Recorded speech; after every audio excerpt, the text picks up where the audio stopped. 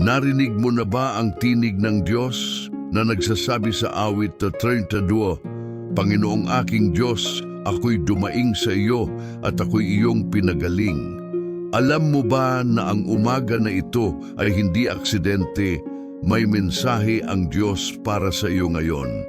Sa Marcos 11:24 sinabi ni Jesus, kaya sinasabi ko sa inyo, ang lahat ng inyong hingin sa panalangin, manampalataya na natanggap na ninyo ito at magiging sa inyo. Ngunit tanong ko sa iyo, naniniwala ka ba na may himala na paparating sa iyong buhay ngayong araw na ito? Kung sumasakit ang iyong katawan, kung sugatan ang iyong puso, kung wala kang kapayapaan sa iyong isipan, sandali lang. Hindi ka nag-iisa. Kasama mo ang Diyos. Ang panalangin na maririnig mo ngayon ay hindi simpleng salita lamang. Ito ay banal na pag-uusap sa Diyos na nakakagaling, nakakapagbigay ng pag-asa at nakakapagpabago ng buhay. Kaya tanong ko sa iyo, handa ka na bang tanggapin ang pagpapala at kagalingan na inihanda ng Diyos para sa iyo ngayong umaga? Makinig, manalangin, magtiwala. Huminto ka muna sandali sa iyong mga gawain, tahimikin ang iyong puso, at buksan ang iyong kaluluwa sa presensya ng may kapal. Ang Diyos ay narito ngayon, naghihintay na marinig ka, handa na magbuhos ng kanyang walang hanggang pagmamahal at awa sa iyo. Sa panalangin ito, huwag kang mag-alangan, sapagkat ang Panginoon ay kilala ang bawat tibok ng iyong puso, bawat luha na iyong ibinuhos sa kadiliman ng gabi, at bawat pag-asang yakap mo sa gitna ng pagsubok. Minamahal ka ng Diyos nang higit pa sa iyong maiisip, at sa umaga na ito, nais niyang ipaalala sa iyo na ikaw ay hindi kailanman nag-iisa. Kaya't magsimula tayo ng may buong pagtitiwala sapagkat may mensahe ang Diyos para sa iyo ngayon. Panginoong Jesus, lumapit ako sa iyo sa umaga na ito na may pusong puno ng pag-asa at pagsuko. Alam kong sa mga sandaling ito ay naririnig mo ako kahit pa ang aking mga salita ay hindi perpekto, kahit pa ang aking pananampalataya ay may mga pagdududa pa. Ikaw ay Diyos na malapit sa mga pusong wasak, sa mga taong pagod na sa pakikipaglaban at sa mga kaluluwa na uhaw na sa iyong presensya. Kaya ngayong umaga hinihiling ko sa iyo, Panginoon, na hawakan mo ang aking puso. Yakapin mo ako sa iyong walang kondisyong pagmamahal at ipaalala mo sa akin na ako ay iyong anak na pinakamamahal. Punuin mo ang aking kaluluwa ng iyong kapayapaan na lampas sa aking pag-unawa at bigyan mo ako ng lakas na magpatuloy sa kabila ng lahat ng mga hamon na aking kinakaharap. Sa pangalan ni Jesus, nagsisimula ako ng araw na ito na may pagtitiwala na ikaw ay kumikilos para sa aking kabutihan. Ama naming makapangyarihan, ipinabot ko sa iyo ngayong umaga ang lahat ng aking mga alalahanin, takot at pangamba.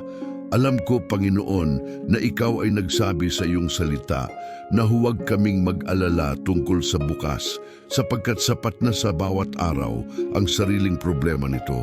Subalit, Diyos ko, alam mo rin na ako ay tao lamang at may mga sandali na ang bigat ng mundo ay tila hindi ko na makarga.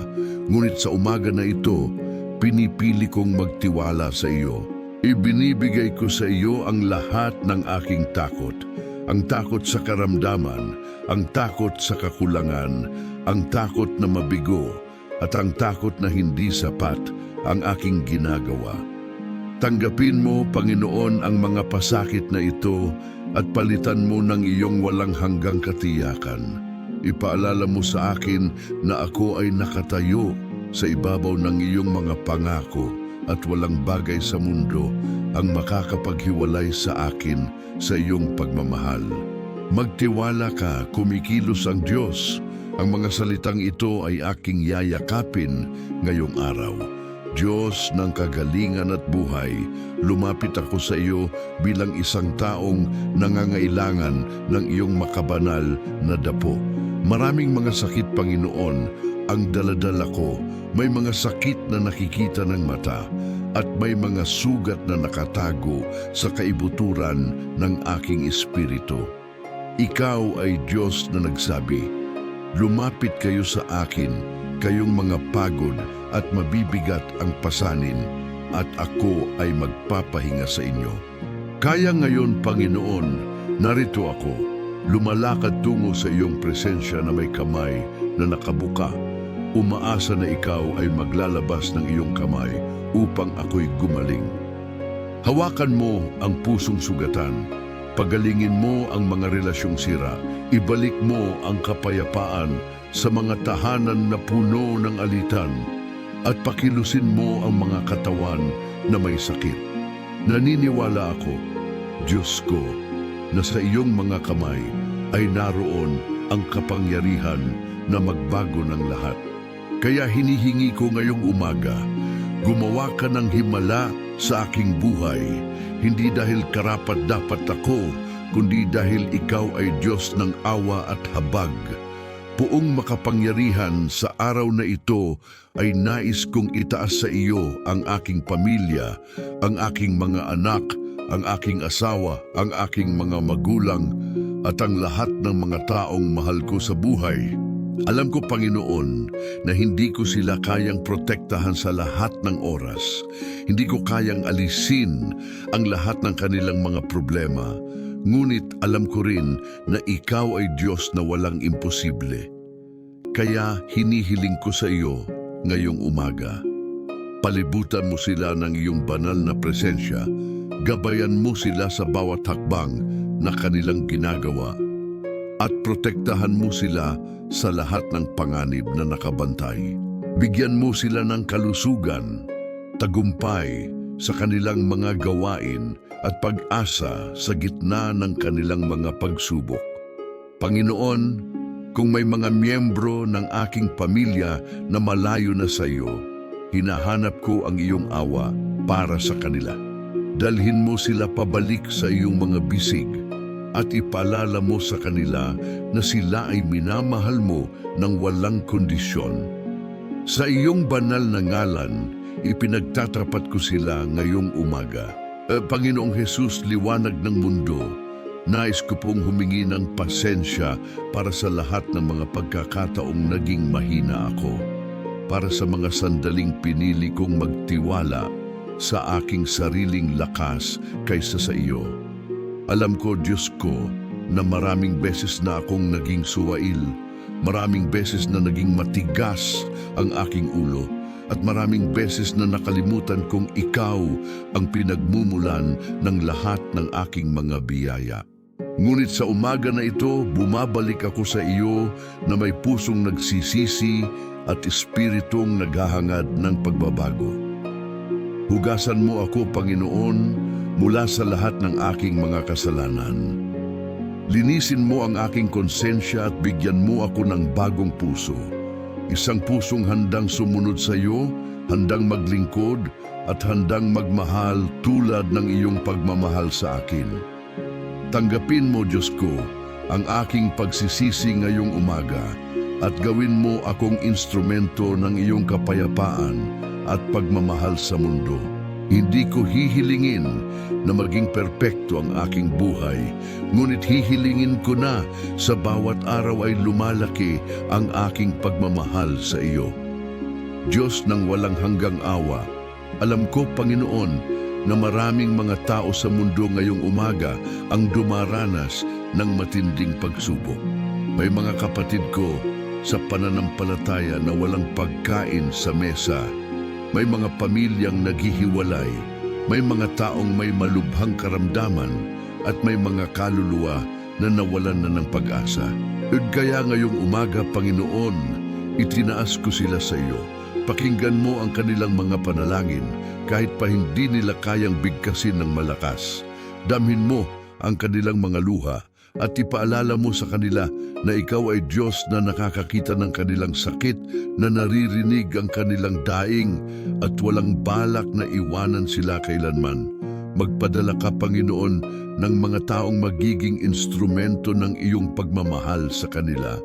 Gawing daan ang aking mga kamay, ang aking mga salita at ang aking presensya upang sila ay makaramdam ng iyong pag-ibig. Bigyan mo sila ng lakas na magpatuloy, ng pag-asa na hindi mapupuksa at ng pananampalatayang mas matatag pa sa kahit anong bagyo ng buhay. Nawa, Panginoon, ay maramdaman nila ang iyong yakap ngayong araw. Ama naming mapagmahal, sa umaga na ito ay nais ko ring ipagpasalamat sa iyo ang lahat ng mga biyayang ibinigay mo sa akin. Salamat, Panginoon, sa buhay na ito, sa bawat hininga na aking ginagawa at sa bawat pagkakataong nagising ako sa bagong umaga. Salamat sa mga taong inilagay mo sa aking buhay, sa mga taong nagmamahal sa akin, sa mga taong tumutulong sa akin, at kahit sa mga taong nagdulot ng pagsubok sa akin, sapagkat sa pamamagitan nila ay natutunan kong mas magtiwala sa iyo. Salamat sa mga pagkakataong ako'y nabigo, sapagkat doon ko natutunan na ang aking lakas ay mula sa iyo lamang.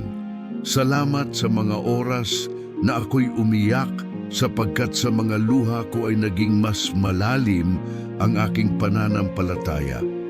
Diyos ko, wala akong ibang maibibigay sa iyo kundi ang aking pasasalamat at ang aking buong pagkatao. Tanggapin mo, Panginoon, ang aking simpleng handog ngayong umaga at gamitin mo ako ayon sa iyong kalooban. Panginoong Diyos, sa sandaling ito ay hinihiling ko sa iyo ang pagpapala para sa aking hanap buhay, sa aking negosyo, at sa lahat ng aking mga plano sa buhay. Alam ko, Panginoon, na ang tunay na tagumpay ay hindi nasusukat sa dami ng pera o sa taas ng posisyon, kundi sa kung gaano ako kasunod sa iyong kalooban. Kaya ngayong umaga, ibinibigay ko sa iyo ang lahat ng aking mga gawain. Gawin mo akong masipag, matapat, at matulungin sa aking trabaho. Buksan mo ang mga pintuan ng oportunidad na nakalaan para sa akin at isara mo ang mga landas na hindi para sa aking kabutihan. Kung ako, Panginoon, ay naghihirap sa aspeto ng pananalapi, hinihingi ko ang iyong probisyon. Hindi ko hinihiling na maging mayaman, ngunit hinihiling ko na magkaroon ng sapat upang matugunan ang aking mga pangangailangan at makatulong pa sa iba. Pagpalain mo ang gawa ng aking mga kamay at gawin mo akong mabuting katiwala ng lahat ng biyayang ibibigay mo sa akin. Sa iyong banal na ngalan, nananalangin ako. Diyos ng liwanag at katotohanan, sa mundo ngayong puno ng dilim, kalituhan at kasinungalingan, hinihingi ko ang iyong patnubay. Maraming boses, Panginoon, ang umaakay sa akin sa iba't ibang direksyon. Maraming ideya ang nag-aanyaya na sumunod. Ngunit alam ko na ang tunay na landas ay ang landas na patungo sa iyo. Kaya ngayong umaga, hinahanap ko ang iyong karunungan. Turuan mo ako, Panginoon, kung ano ang tama at mali. Bigyan mo ako ng discernment upang makita ang katotohanan sa gitna ng mga kasinungalingan at bigyan mo ako ng tapang na mamuhay ayon sa iyong mga utos kahit na ang mundo ay nagsasabi ng iba. Gabayan mo ang aking isipan, puso at kilos upang sa lahat ng aking ginagawa ay makikita ang iyong kaluwalhatian. Huwag mo akong hayaang maligaw, Diyos ko, at parating ipaalala sa akin na ang iyong salita ay ilawan sa aking mga paa at tanglaw sa aking landas. Sa iyo lamang ako magtitiwala, Panginoon, at sa wala ng iba. Makapangyarihang tagapagligtas, Sa umaga na ito ay hinihiling ko rin ang proteksyon mo laban sa lahat ng masasamang espiritu, laban sa lahat ng mga balak ng kaaway, at laban sa lahat ng mga bitag na inihanda upang ako'y mahulog. Alam ko, Panginoon, na may kalaban tayong walang tigil na umiikot upang lamunin ang mga mananampalataya. Ngunit alam ko rin na ikaw ay mas makapangyarihan kaysa sa lahat ng puwersa ng kadiliman. Kaya ngayong araw isinusuot ko ang buong baluti ng Diyos. Balutan mo ako ng iyong katotohanan, ng iyong katuwiran at ng iyong kaligtasan. Bigyan mo ako ng kalasag ng pananampalataya upang masalo ang lahat ng mga pananang masama. At bigyan mo ako ng espada ng Espiritu upang lumaban sa bawat tukso. Protektahan mo ako, Panginoon, at ang aking pamilya mula sa lahat ng aksidente, sakit at kapahamakan. Walang makakapahamak sa akin, sapagkat ako ay nasa ilalim ng iyong pakpak at walang sino man ang makakaagaw sa akin mula sa iyong mga kamay. Panginoong Hesus, Prinsipe ng Kapayapaan, sa puso kong madalas na balisa at nag-aalala, ibinibigay ko ngayong umaga ang lahat ng aking mga iniisip. Alam ko, Diyos ko, na ang tunay na kapayapaan ay hindi galing sa mundo, kundi mula sa iyo lamang. Kaya ngayong umaga, hinahanap ko ang kapayapaang iyan. Ang kapayapaang hindi nawawala kahit dumating ang bagyo. Ang kapayapaang mananatili kahit dumami ang problema. At ang kapayapaang nakatuon sa katotohanang ikaw ay kumukontrol sa lahat. Punuin mo ako, Panginoon, ng iyong kapayapaan. Alisin mo ang lahat ng mga negatibong isipin sa aking isipan, ang lahat ng galit sa aking puso at ang lahat ng takot sa aking kaluluwa. Gawin mo akong instrumento ng kapayapaan sa aking tahanan, sa aking trabaho at sa aking komunidad. At sa bawat sandaling mawala ang aking kapahingahan, ipaalala mo sa akin na bumalik sa iyo, sapagkat sa iyo lamang ako makakakita ng tunay na pahinga para sa aking kaluluwa. Salamat, Diyos ko, sa kapayapaang walang kapantay. Diyos ng lahat ng biyaya, sa umaga na ito ay nais ko ring hilingin sa iyo ang lakas na magpatawad. Alam ko, Panginoon, na ang pagpapatawad ay hindi madali, lalo na kung ang sugat ay malalim at ang sakit ay tumagal ng mahabang panahon. Ngunit alam ko rin, Diyos ko, na ang pagpapatawad ay susi sa aking kalayaan. Kaya ngayong araw, hinihiling ko sa iyo ang biyaya na magpatawad sa lahat ng mga taong nakasakit sa akin, sa mga taong nanloko, nambura, o nang iwan sa akin. Alam ko na hindi ito madali, ngunit sa tulong ng iyong biyaya, kakayanin ko. Turuan mo ako, Panginoon, na magpatawad tulad ng iyong pagpapatawad sa akin. Alisin mo sa aking puso ang lahat ng galit, sama ng loob at paghihiganti, at palitan mo ito ng pagmamahal, pag-unawa at awa. At kung ako naman, Diyos ko, ay may mga taong nasaktan, hinihingi ko ang kanilang pagpapatawad. Gabayan mo ako upang humingi ng tawad ng buong katapatan at bigyan mo ako ng pagkakataong mapanumbalik ang mga relasyong nawasak. Sa iyong ngalan, ipinagdarasal ko ang pagkakaisa at pagpapagaling. Ama naming walang hanggan, sa sandaling ito ay nais ko ring ipanalangin ang aking kinabukasan. Alam ko, Panginoon, na ang bukas ay hindi ko kontrolado at maraming mga bagay na hindi ko alam kung ano ang mangyayari. Ngunit alam ko rin na ikaw ay nasa bukas, naghihintay na, naghahanda ng lahat para sa aking kabutihan. Kaya ngayong umaga, inilalagay ko ang aking kinabukasan sa iyong mga kamay. Kung anuman, Panginoon, ang iyong mga plano para sa akin, tanggapin ko ito ng buong puso. Kung ako ay dadalawin ng tagumpay, tuturuan mo sana akong manatiling mapagpakumbaba. Kung ako ay dadaan sa pagsubok, bigyan mo sana ako ng lakas na magpursigi. Kung ako ay tatawagin muna sa iyo, bigyan mo sana ako ng kapayapaan na tumanggap ng iyong kalooban. Diyos ko, ang aking buhay ay nasa iyong mga kamay at hindi ako matatakot sapagkat alam kong ikaw ay mabuti, matapat at walang pagkukulang. Salamat sa katiyakang kahit ano pa ang mangyari, ikaw ay kasama ko palagi.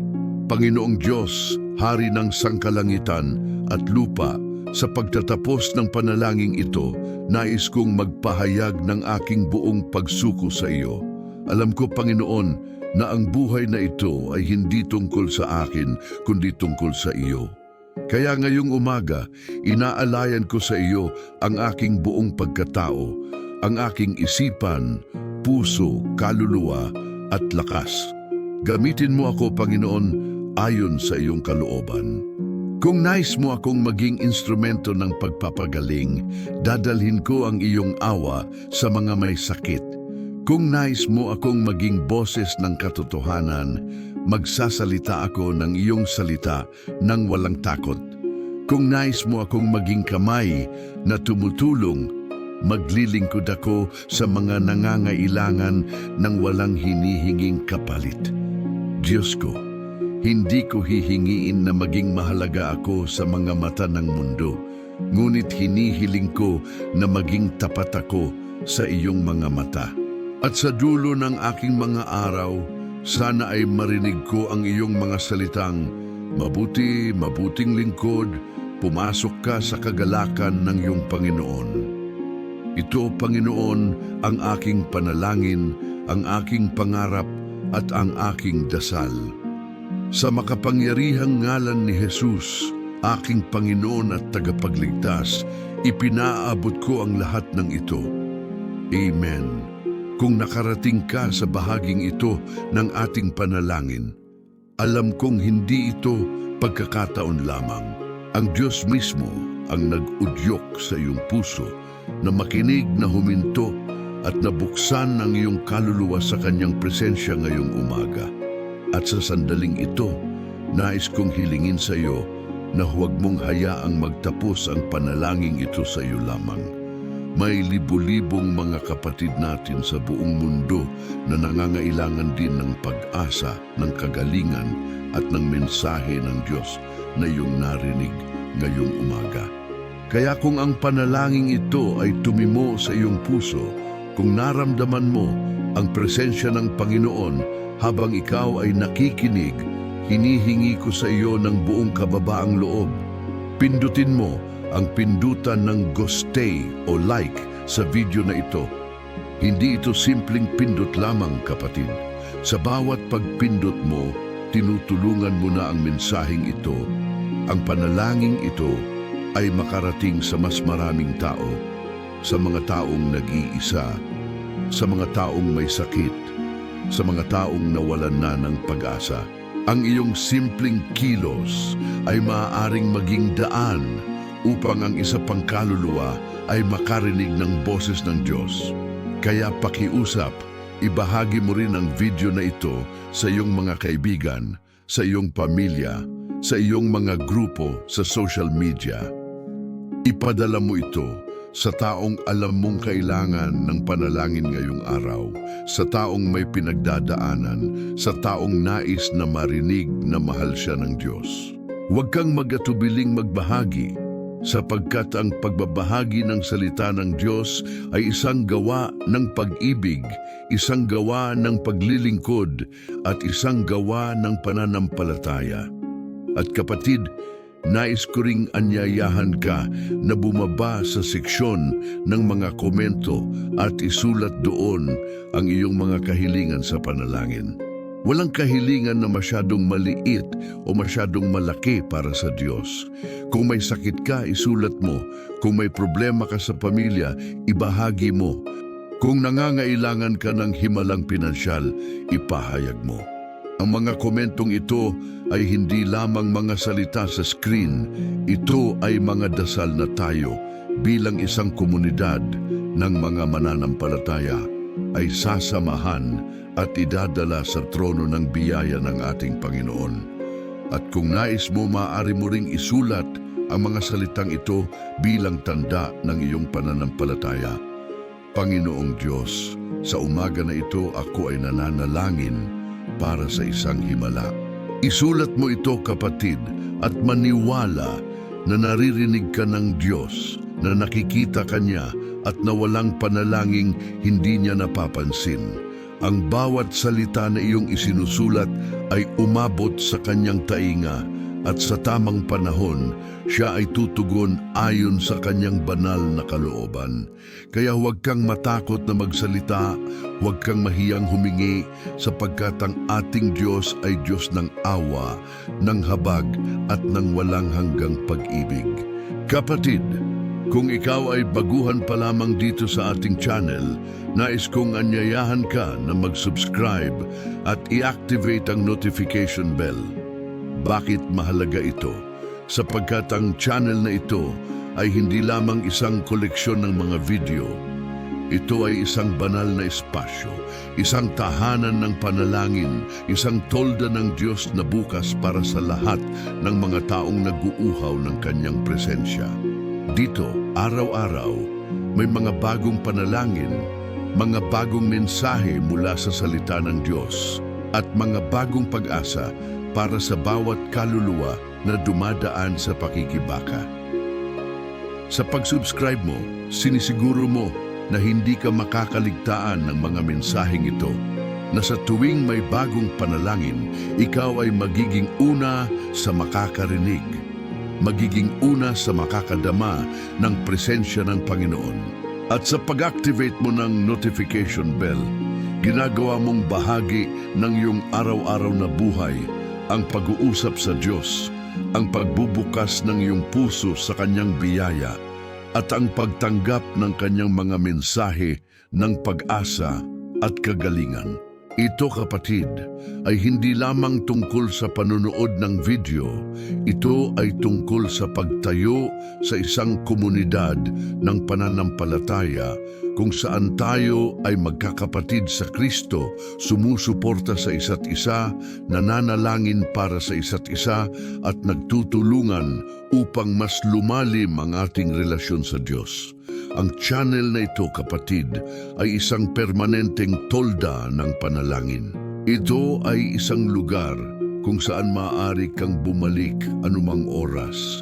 Sa oras ng iyong kalungkutan, sa oras ng iyong pagdududa, sa oras ng iyong kagalakan, o sa oras na kailangan mo lang ng katahimikan at presensya ng Diyos. Dito, walang humahatol sa iyo, walang tumatanggihan sa iyo, at walang nagsasabing hindi ka karapat-dapat. Dito, ikaw ay tinatanggap bilang kung sino ka, at ang tanging hangad namin ay isa lamang, na makarinig ka ng boses ng Diyos, na maramdaman mo ang Kanyang pagmamahal, at na makahanap ka ng kapayapaan na lampas sa iyong pag-unawa. Kaya huwag kang mag-atubiling bumalik dito kahit kailan mo man kailangan. Ang pintuan ng tolda na ito ay laging bukas, at ang Diyos ay laging narito, naghihintay na yakapin ka, pakinggan ka, at pagalingin ka. At ngayon, kapatid, bago tayo magtapos, nais kong samahan mo ako sa pag-aalay ng dalawang pinakamahalagang panalangin ng ating pananampalataya. Ang panalangin na itinuro mismo sa atin ni Jesus, at ang panalangin na nagpapakita ng ating debosyon sa mahal na Birhen Maria na ina nating lahat. Ama namin, sumasalangit ka, sambahin ang ngalan mo. Mapasa amin ang kaharian mo, sundin ang loob mo dito sa lupa para ng sa langit. Bigyan mo kami ngayon ng aming kakanin sa araw-araw, at patawarin mo kami sa aming mga sala para ng pagpapatawad namin sa nagkakasala sa amin. At huwag mo kaming ipahintulot sa tukso, at iadya mo kami sa lahat ng masama. Amen. Aba, Ginoong Maria, napupuno ka ng grasya, ang Panginoong Diyos ay sumasa iyo, bukod kang pinagpala sa babaing lahat, at pinagpala rin naman ang iyong anak na si Jesus. Santa Maria, Ina ng Diyos, ipanalangin mo kaming makasalanan ngayon at kung kami ay mamamatay. Amen. Kapatid, tandaan mo, ang panalangin ito ay hindi nagtatapos dito. Ang presensya ng Diyos na naramdaman mo ngayong umaga ay sasamahan ka sa buong araw, sa buong linggo, at sa lahat ng mga araw ng iyong buhay. Ikaw ay hindi nag-iisa. Naririnig ng Diyos ang iyong panalangin. Nakikita niya ang iyong mga luha, nararamdaman niya ang bigat ng iyong puso, at alam niya ang bawat pangangailangan mo bago mo pa man ito sambitin. Kaya magtiwala ka, magpakatatag ka, at manatiling nakatuon ang iyong mga mata sa Kanya, sapagkat may darating na himala sa iyong buhay. Hindi ko alam kung kailan, hindi ko alam kung paano, ngunit alam kong ang Diyos ay tapat at ang Kanyang mga pangako ay hindi napapako. Kaya maghintay ka sa Kanya na may pag-asa, maniwala ka sa Kanya na may buong puso at mamuhay ka araw-araw na alam mong kumikilos ang Diyos para sa iyong kabutihan. At sa ngalan ng Ama at ng Anak at ng Espiritu Santo, ipinahahayag ko na tayo ay nananatili at patuloy na mananatiling magkakasama sa panalangin, sa pananampalataya at sa pag-ibig ng ating Panginoong Diyos. Tayo ay nag-uumpukan sa Kanyang ngalan at kung saan may 2 o 3 na nagtitipon sa ngalan niya, doon siya ay kasama. Kaya alam kong ngayong umaga, ang Diyos ay nandito, nakapaligid sa atin, yakap-yakap ang bawat isa sa atin at nagbubuhos ng Kanyang walang hanggang biyaya at pagpapala. Kapatid, salamat sa pakikinig. Salamat sa pagtitiwala at salamat sa iyong pananampalataya. Hanggang sa muli nating pagkikita, naway ang Diyos ay magpatuloy na magpala sa iyo, protektahan ka at gabayan ka sa lahat ng iyong mga landas. Mahal ka ng Diyos. Huwag mong kalimutan yan. Purihin ang Panginoon. Amen. Amen. Amen.